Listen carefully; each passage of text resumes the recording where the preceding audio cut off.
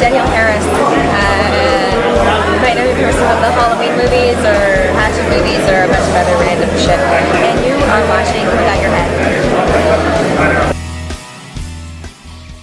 Welcome to the station of decapitation without your head. I'm Nasty Neal. I'm Treacherous Trista. And we're joined by Kevin Lewis, the director of Willy'S Wonderland on VOD and Blu-ray. We got to mention the Blu-ray because he's a physical media man. Glad to be here, guys. Thank you so much for having me. Yeah. So Willy'S Wonderland is crazy. So how did you get involved in the movie? It's a pretty cool story, actually. Jessica Davis, who played Siren Sarah, she was in an acting class with Geo Parsons, who wrote the script. And she liked it, and she brought it to home to her husband, Jeremy Daniel Davis, who's a producer, friend of mine. And he liked it, and he optioned it, and he brought it to me. So Siren Sarah was the origin of Willy'S Wonderland. Very cool. Yeah. So right away, were you into the idea, into the script? Yeah, I read the script, and I loved it. I just saw what an imaginative and creative job we could do with something like this, you know. The whole, you know, the characters and the setup, and I just saw it all when I read it, and I was like on board. Is the original script pretty much what the movie you guys made? You know, it went through some rewrites. You know, the original script actually had a janitor dialogue at the end. He said one line when he came out to fight Willy, but there was a video game he played. It was an 8-bit video game rather than a pinball. We changed that. You couldn't create a Willy, you know, video game. We didn't have that time, right. and the budget was limited. So there was stuff like that, you know. And actually, we changed some creatures around. Nick liked reptiles and amphibians, so we kind of changed. There was like a Douglas the dog, and that became Artie the alligator. And there was Regina Rabbit, and that became Cammy the chameleon. And there was Barry the bear, that became Gus the gorilla. And one more, I'm thinking, Douglas the dog. Oh, and two more. Pirate Pete became Nighty Night, and Paulie the penguin became Tito the turtle. Oh, nice. Yeah. So, when we talked to Gio, he said that, you know, Nicolas was really into the story and he was really championing the movie. So he was even involved in some of the robots. Oh, he was great. You know, he loved the project when he read it, and I think he commented and said, like, you know, he doesn't get movies like this much anymore. You know, or they don't make movies like this much anymore. And so he was just totally into it, and he was into it for almost a year before we started shooting. Mm-hmm. So, yeah. Was he involved before you got involved, or was that after? After. Yeah. When you heard he was interested, like, did you think like it would actually pan out that, you know, he'd be involved? I mean, I was so excited. You know, he was the only one that we really had in mind for the part. And so when he said yes, I was like, man, I knew he'd get this, you know. So I was very, very happy. And he's the only one to play the janitor, in my opinion. Yeah. So. Yeah. When I heard that, like, I like the movie anyway, but it does make me appreciate even more that Nicolas, like, you know, because he's Nicolas Cage, that he actually is really into the movie and was helped it. He really was, and he was such a, you know, I'll say three things about Nick. You know, it's like, we know he's a world-class actor, Academy Award winner, Nick Cage, right? But he's a great partner to make a movie with, and he's just an amazing human being. I mean, you could just tell. I mean, I'm big into chi and just like feeling people, you know, and like. Mm-hmm. His soul, like, you could just tell he's a good man. So very happy. We didn't get in one creative disagreement on the movie. We saw the movie eye to eye, you know, and he worked his tail off. You know, he worked on the stunts, and he was there. He was never a guy that was, you know, an actor who was just hanging out in the trailer. You know, we were setting up shots with second team, you know, and he would come in and the stand-in would leave and he would be the stand-in for his own shot. You know, that's the kind of guy Nick Cage is. You know, it's pretty incredible. I think we're both happy to hear that, because I know we're both Nicolas Cage fans, and it's good to know he's a good guy. You know, it's always a bummer if someone's not a good person. Well, they say don't meet your heroes, right? Because you always get disappointed, but you meet Nick Cage because he doesn't disappoint. You know. Trista, you have a question? I'm wondering if you're a horror fan, and if you are, do you have a favorite horror film?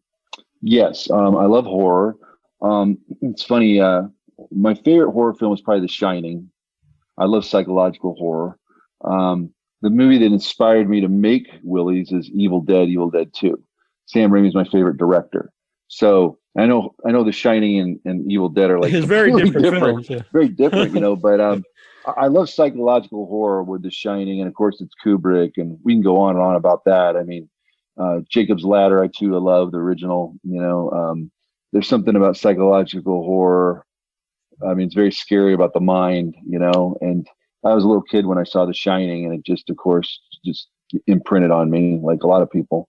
But Evil Dead and Evil Dead 2 was a movie where I saw what the director did and how he would elicit response with, the camera, and how visually inventive Sam Raimi was. And, how humor and then horror, and you're laughing and then you're in shock, And so that was pretty incredible when I saw that. It made a big impression on me, Sometimes that's hard to pull off. I always say in the show, I think it has to work as both a horror movie and a comedy for them to work together. Agreed. And Sam's one of the best, right? His movies are incredible. So the second one I always think is like a live action Looney Tunes cartoon. Yeah, it is. And he's just got a stamp, when you see his movies, he made them, I even love like Simple Plan. I think it's a great movie. So, but yeah, those are the two that really come to mind. So you said, what was the reason to take out the line from the janitor? Yeah, it's interesting, Neal, because I just felt if you're going to go with this character and he doesn't speak to the whole movie, when he does say something, it's got to mean a lot, right? Mm-hmm. And it can't just be a throwaway line. And it can't, is it a one-liner? Is that what we're doing? Like, what are we doing? And actually, when I worked with Nick, we were talking about it, and he felt that the janitor doesn't speak unless he feels he has to. He doesn't have to, because his whole thing from the character point of view of the janitor is he looked at these characters like trash, and so he's like, I don't respect them, right? So we just cut the line out. So I do that push in when he comes into the doorway out of the kitchen, and I want the audience to go, here comes the line, he's going to say something, we've been waiting, and he doesn't. And I just think that's pretty cool. He was channeling Charles Bronson from Once Upon a Time in the West. I can see that. That's one of Nick's favorite movies, and so he was really psyched about doing a character that didn't have any dialogue. And I think it's pretty amazing because a lot of actors could hide behind dialogue, right? And for you to go out there and just let it all hang out, and all about especially for behavior. No, totally, yeah. And it's like, how many guys can you count, characters or movies, can you count on your hand who has no dialogue? There's not many, right? Mm-hmm. So it was a unique thing to do. And I think Nick rose to the challenge and did an amazing job. So did switching to a pinball machine, did that affect anything in the movie? Because I think you have more motion if you're playing a pinball machine as opposed to a regular video game. Yeah. What was great is, the pinball machine was created ground up, and it's just a piece of art to itself, and it worked, and what's kind of cool is we shot Nick on the pinball sequence, and that was all Nick, man. He brought that to the table. I had like 3 cameras rolling, and then I did like the snorkel cam. So I went inside the pinball to get all the really close up stuff. But, originally I was really excited to do like this 8-bit Willy'S game, but I knew like we just didn't, we couldn't do it. So yeah, the pinball changed things. One of the producers actually was his idea about the pinball, and I thought it turned out really good. So yeah. Yeah, makes it seem even older in a way, vintage arcade, more 80s pinball, 70s. Exactly, and that's what's cool about the movie is that I want to go with an 80s vintage feel. It doesn't take place in the 80s, but it feels like the 80s with the ringer T and the punch pop and the pinball and all that, and just the story itself. Some of the tropes of these horror movies of the 80s you couldn't get away with now, but now put them in Willys. Even though we're in 2021, I'm kind of harking back to those tropes of the 80s and making fun of them. Yeah, I feel like the movie's are very self-aware of itself. It's like we're not taking ourselves too seriously, although the characters they're reacting to really what's going on. But it's funny because when I would set up shots, and we Dutch the camera and things like that, and be like, oh, is this too much? And I always think, it's Nick Cage versus the animatronic weasel. Like nothing's off the table, right? So yeah. Trista, you have another question? According to IMDb, you have an upcoming film with a great title, Glutton. So I'm wondering if there's anything you can tease us with about that. Okay, so Glutton is written by a friend of mine, Kenny Yakel. It's a really good script, and it's in the vein of like a hard candy. It's a psychological horror, okay, and it's basically about it's funny because David Arquette back in the day, I guess, was attached to do it and things like that. So, but it's a script. It's a very exciting script. It's a psychological horror. It's really takes place. It's with two men, pretty much, and it's basically, I'd say, like it's kind of a body horror movie, and body horror meets hard candy. That's kind of the vibe I'd give it. So it's a pretty cool story. So I'm excited about that one. Yeah. I don't want you to tell us if you have one, but do you yourself have a backstory for the janitor? I have my theories.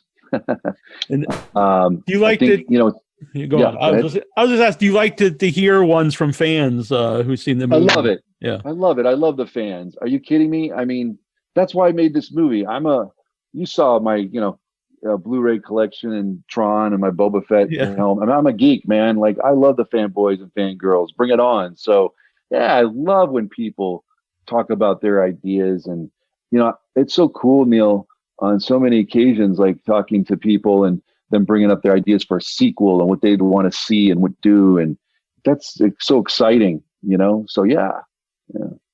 It was funny because it was right after I saw the movie. Someone asked if it was a sequel to Mandy because it was Nicolas, and I was like, I thought, well, at first I was say no, but I was like, well, if you want it to be, you could just say, that's the character after Mandy. He's now Red drifting that's around. Hilarious. Yeah, that's hilarious. That's great. That's funny. So yeah, I think. Go ahead. No, you go on. No, I was just thinking. It's kind of cool, like Nick doing Mandy and then Color Out of Space. And then people are saying like Willys is like the trilogy, the magenta trilogy or something, because the colors. Oh yeah, it's interesting. Cool. Yeah. You mentioned the Ringer shirt. I'm a big fan of the shirt, and it was sold out, but I think you guys have it back now. I saw the other. Yeah, you got to get one. Yeah, I'll wear it on the show for sure. Awesome. Yeah. And people talk about Nicolas Cage, and I think he deserves everything, but it's really a great cast all around. Yeah, Emily played Liv. She was fantastic. She's on the Mayans, and she was just great for the part and was up game for anything, And then you got Chris Warner played Jed. I mean, he was just incredible. And Rick was Tex. Those guys were fantastic. They were so much fun. And you got the kids, with Terrell and Kai and Christian and Kaylee and Jonathan, and they were all so good. And then Beth Grant, is fantastic, sheriff, right? She's so good. And David Chattel with her, and it was a good cast. We had a lot of fun, How did you find a place to film Willy's? We went to Pop Studios in Atlanta, Georgia, and we built the sets. Molly Coffey was the production designer. She did such a great job. And so we built all the sets at Pop Studios. So the first week we shot outside. We did all the driving and the kids in the RV and all that stuff, the trailer, all that, and outside of Willy's. And then the next week we were inside Willy's for the rest of the shoot until the last day. And then we were outside and we did the Tito scene and stuff. So we'd live. But Atlanta was great. They're shooting tons of stuff there, and their crews are fantastic. We had a great crew. And that was the cool thing, you guys, about our movie was the crew showed up with a smile on their face in the morning until the evening. I mean, everybody was pumped and excited and happy to be a part of this movie. And I feel like it kind of shows when you watch it. It's just a fun, check your brain at the door movie. We had a blast making it, and hopefully we'll make more. Would you like to do, follow up with the janitor? Yeah, I think I love the janitor. I think there's a lot of adventures we can have with him. So I'm down for it for sure. Hopefully Nick will be. Yeah. And we're going to have Ken Hall on soon, who did the animatronics. Ken's great. Oh, man. Ken created those creatures, and what a fantastic job he did. Really. Yeah. Oh, that's great. You're going to have Ken. That's great. Very cool. Yeah. Friend of the show, Kat, who did did makeup on the movie set. Yes. So that's really cool. I love Kat. In fact, I'm supposed to talk to her today. So, yeah. Oh, nice. She was great. She did all the black gunk, and everything. And she did a great job with all the makeup. So, yeah, she's wonderful. So how hands-on were you in like the look of the robots? Well, I mean, we were all hands-on. I mean, Ken would drop sketches and we talked to him. I was very concerned about the eyes and the mouth, because when you go to Chuck E. Cheese, what really freaks you out are those eyes blinking and the mouth moving, right? And sometimes, of course, a lot of times the audio is going on and it's not even syncing up to it. They're just jaws moving up. And I think that was one of the things with those creatures. So I was really like, we got to get these eyes right and the mouth, and so Ken, and he'll tell you more, but he put pulleys inside the suits that the stuntmen and women could operate so they would move the eyes and mouth, But we only had one suit each. So once Nick destroyed it, that was it. So yeah, and Ozzy was a puppet. Oh, okay. Yeah. I've never actually been to Chuck E. Cheese, I have to admit. Oh, okay. I've been to a Rainforest Cafe, which is Rainforest. Yeah. Well, when I was growing up in the 80s, I'm from Denver, Colorado, and I went to Showbiz Pizza a lot as a kid. And so Showbiz was the one I remember, and then Chuck E. Cheese, I think, took it over, and Chuck E. Cheese. But Showbiz was the original OG for me, Yeah. So. And when I was in LA, they took me to some bar that had like animatronic bears too. I can't remember what it was. Really? Yeah. Oh, interesting. I don't drink, but so I just had water. But the bears were very fun. Okay, cool. Yeah. Trista, do you have a question? Yeah, you mentioned Kat. I'm wondering how you wound up teaming up with Soda Effects. Okay, so this is a really cool story too. My friend Kenny Yackel, who wrote Glutton, he's the one that turned me on, and his wife, Lorene Yackel, she was the line producer of Willy's. They turned me on to Ken. When they read the script, the first thing they said was, Ken's got to do this. Ken is perfect for this. And Ken is with Soda Effects. And so he basically said, hey, Soda would be great for this. So it was really cool. It was a referral from really good friends of mine. So, yeah. Was there anything that was in the script that you just couldn't film for any reason? That's a great question.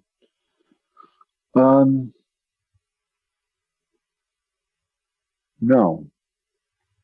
Well, that's good then. No. I did a 70-page shot list in the beginning, like way before I went to Georgia. And it was basically detailing every shot for every scene in the movie. And so I really had it pretty planned out, because I knew it wasn't a movie where we're just going to go and find our way and find ourselves. This was a very precise movie, like we talk about, like with what Sam Raimi did, with Evil Dead. Like, you have to get these pieces, right? You get the pieces to put the whole puzzle together. So I did that, and I also shot the cut. I didn't have a lot of takes because I didn't have a lot of time. I remember telling Nick, I'm sorry, Nick, I'm not going to be able to do a lot of takes. And he said, well, Kevin, I'd like to get in one. I thought that was just so cool. So, and he would, one take, he'd get it. So it was really designed very precisely, Mm-hmm. And so I did get everything that was on the script. Yeah. Was there anything what was the most difficult thing, I guess, to get? My whole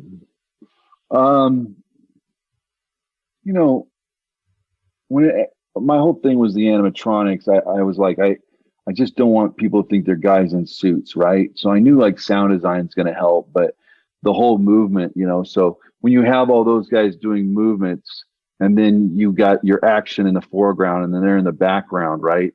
Like, that's very difficult. Also, the Ozzy stuff was difficult because it was a puppet and we had guys operating them in the green smocks, with the green screen. But the thing is that when you do that, you have to do pieces. So you shoot the fight scene and then you got to move Nick out and then shoot Ozzy with it. Then you go, okay, that, and then you got to do a plate. Like, so you're doing 3 or 4 or 5 versions of that, right? And on an indie film, your time is being burnt. Time is money. And I had 20 days. So that was kind of nerve wracking, There's some CG in this movie. CG is great. But I try to do as much practical as possible. Because that was the 80s, right? They didn't have CG back then, and that's what I wanted. And it just made sense on a schedule this size. So, yeah. No, I know you're a physical media guy. Are you DVD, Blu-ray, VHS, or what? Blu-ray, what's funny is I had all the DVDs. I had all the VHSs back in the day, and then it went to DVD, and I went to that, and then went to Blu-ray. And I remember the whole Blu-ray and HD war. I had some HD discs, and then I didn't know if Blu-ray was going to win or not, who knew, right? And then Blu-ray wins, right? So then you go to Blu-ray, and now you're at 4K, right? But I'm like, oh man, replacing movies 4 and 5 times. Yeah, I don't know about that, but I got my favorites, so yeah. What would be your favorites? I know you mentioned your favorite horror movies, but well, I'll tell you, like, my favorite directors are like, well, of course, Christopher Nolan and all that, but I love Sam Raimi, Danny Boyle, Darren Aronofsky, Nicholas Renfin, Winding Refn. One of my favorite movies is Drive in the last 10 years. I love that movie. I love that movie too. That movie's so good. Of course, Ridley Scott, the greats, but when I think about modern day films, movies in the last decade, Drive hits me right there. Requiem for a Dream. I know it's a hard movie to watch, but I just think it's amazing. Train Spotting. These are the movies that really inspire me. Yeah, I'm a big Train Spotting fan too. Great. Yeah. Trista, another question? Do you have any advice for aspiring filmmakers? Yeah. Well, you have to stay true to yourself. This is the movie business, so, it's art and commerce. And I hate to say it, but sometimes commerce usually wins. You need to stay true to yourself. And what I mean by that is, like, I always picture there's like a road that you're on and you're traveling, where it be the creative journey of getting your movie made or whatever you're doing, your short or whatever. And there's, to me, people wanting to push you off that road, whether it's like change the script or, I'm not going to give you money for this, or I'm going to, stuff that you don't want to do or compromise. And, there is compromise in everything, especially in low budget filmmaking. You have to compromise, but, there's faith. You have to have faith in what you're making, your story, your whatever you're directing, who you hire. You have to have faith. It's a leap of faith to make films, right? Because nobody knows in the end what the movie's going to be. No one sets out to make a bad movie. Everyone sets out to make Gone with the Wind and Citizen Kane. I did. Willy's was my Citizen Kane, man. I took that thing seriously. Still do. So I just feel like you have to have faith, and faith and trust in good people, and don't let people push you off the road, man. And that's what a lot of them will try to do. You have to keep going and keep trudging that path. So. Along those lines, was there anyone who tried to, like, hey, you have Nicolas Cage in this movie, he should have dialogue, he should talk, or I guess since it was, he was into it maybe, or it was all easier. The time. No, all the time. We were working with a company. I remember going in and I had a picture of Nick. Nick did a New York Times article. He had the beard, what he looks like in Willy's. And I remember talking to one of the sales guys there, and he said, well, a clean-shaven Nick Cage sells better than a bearded Nick Cage. And I was like, well, in this movie, he's a beard and sunglasses. Like, that's what I wanted, It was like the perfect picture of the janitor, this New York Times article on Nick. And I was like, this is it. This is the janitor, And so, yeah, we did. Sure. And Nick stuck to his guns, and that's how he wanted the movie, what he wanted. And the producer stuck to his guns. Jeremy Davis, is an amazing producer, stuck to his guns on things. A lot of people have agendas, and but that's movie making, So our agenda was make the best movie. So and what we had, So It's a very serious question, but does that popcorn machine work? Yes, it does. So I have 4 kids. I got 2 teens and 2 little boys, 5 and 7, and the wife likes to make popcorn a lot for them. So all right, watch movies. I'm raising them right. I miss theater popcorn, so having the popcorn machine. Do you think theaters are going to come back soon? I mean, some are open here, but it's weird because I think it's 2 different ways. I think there's going to be people like myself that's really miss the theater and want to go, and I think there's also going to be people that, for one thing, they won't want to go to the theater, even if they have vaccine stuff, and also I think, unfortunately, some people will be used now to watching a lot of things, like on HBO Max and video on demand, and they might not. So, I don't know. They might even themselves out, and people, I don't know. But I could see it going either way. Okay, so what do you think? Do you think the theaters are coming back? It's hard for me to speculate on that. I'm not I think the most important thing is that everyone stays safe, Yeah, I agree. As much as I love movies, I'm not encouraging. I mean, I agree with that too. To throw to the theaters. Well, Trista, I was in the ICU, man. I got COVID pneumounia. I was there for 2 weeks. I know that. I just got out right before the movie released. Yeah. Mm-hmm. I'm so glad to be here talking to you guys right now, because it could have been curtains for me. Yeah. I'm glad you're okay as well. I'm sure you and your family are all very relieved. Yeah. Yeah, that was tough times. And I got home Wednesday, and then Thursday my son turned 16, and then Friday Willy's opened. Oh, so, you're having a lot of life. Yeah, you wouldn't have wanted to miss those things. Mm-hmm. So I agree with you. Everyone has to stay safe and be careful. And it's very serious. Mm-hmm. It's no joke. Yeah, I would say too, in the grand scheme of things, going to the movies isn't as important as people. Exactly. I mean, we can. I mean, I wanted Willy's to be, at the theater and be a Midnight Madness screening at Toronto and come out Halloween. It doesn't matter anything. People have lost their lives at this thing, and then, like I said, what happened to me, I mean, it was, I've never been that ill in my life. Like I said, COVID pneumonia, and it was something else. Do you have any lasting effects from that, or? I'm getting better now. I'm home, been home for 3 weeks. I'm doing really well. I'm feeling my strength back and all that. Lasting effects. No, of course, it's not been that long. Right. But I feel pretty good. I did what the doctors and nurses told me. I wrote a piece on IndieWire. If you guys are interested, look it up. It kind of details what I went through. And I wasn't going to do it. I felt like I didn't want to take, attention away the movie, and I didn't want the spotlight really to be on that. And it's kind of a depressing thing, whatever. But so many friends said, you can inspire people. And the thing is, if I could just have one person read it who maybe doesn't believe it, or doesn't want to wear a mask, or doesn't want to do the 6 feet thing, like if they could read it and change their mind, then I feel like it was worth it. So that's why I kind of did it. Mm-hmm. That's good. Yeah, it's a great service. And I think there's nothing more important than educating people via your Agreed. My mom's 90 and she lives with us. She turned 90 January 15th, and I got her the COVID Moderna shot the 16th. And I was so intense on getting her that shot, right? Because it was like, they just opened up for it, everything. And I had no idea, like in 10 days, man, I was going down hard. Oh, goodness. Isn't that crazy? You just never know, guys. That's why you got to stay safe with what's going on and live life to the fullest. I have a new lease on life, and there's so many things I had a lot of time to think, and it's just like, you got to let go, and some things you can control and some things you can't, I was, as any filmmaker is, I mean, I was worried about the reception of Willy's. I want people to like it. You don't make movies for yourself. It's not like poetry, right? You put it in a drawer.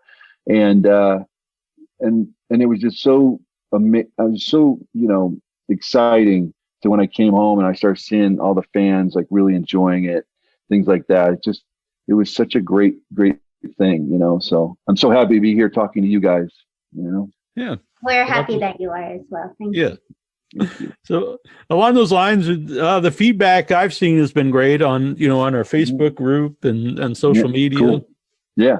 You get the haters out there, saying. Well, the internet is a pretty negative place, but hey, man, I know. Hey, it's all good. They don't like it. It's fine. There's other people that are going to like it. There's other, it brought smiles to a lot of people's faces, and made them, forget their lives for 90 minutes. That's what the movie was designed to do. So mission accomplished in my book. Yeah. But yeah, you're not going to please everybody. Yeah. It's fine. Yeah. Well, that's a good thing about horror, though. Like when you mentioned earlier, you like Sam Raimi movies and you also like The Shining. Is it really depends what kind of mood you're in. If you want to watch like The Shining, or if you just want to have fun and watch a movie like Willy's Wonderland. Exactly. Yeah, for sure. So do you have social media for people to follow you? And if not, where they can follow Willy's Wonderland? Yeah. I think I'm all new at this, guys, too. But like for Instagram, I think it's like Kevin Lewis Official.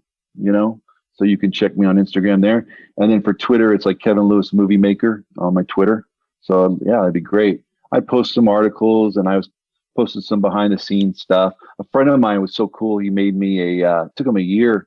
He made me a janitor 1/6 figure. So I got pictures of that on. Yeah, it's pretty cool. Yeah.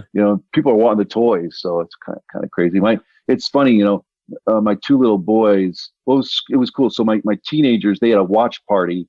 When it opened, they had like 30 friends, and that was just the coolest thing, watching my kids have a watch party with their friends. Yeah. And then my two little boys, who are 5 and 7, of course, they've seen little clips of the movie, but they're so enamored of the animatronics, and they draw the creatures always for me and show me and stuff. And they want Willy. My son turned 7 yesterday, and he's like, I want a Willy toy, and it's like, no, buddy, I don't make them yet, but maybe someday. Yeah, that'd be pretty sweet. Yeah. I would put one up here if that's cool. All right, I'll tell everybody. All right. If Nasty Neal's going to put it on his bookshelf. Neal, I love it.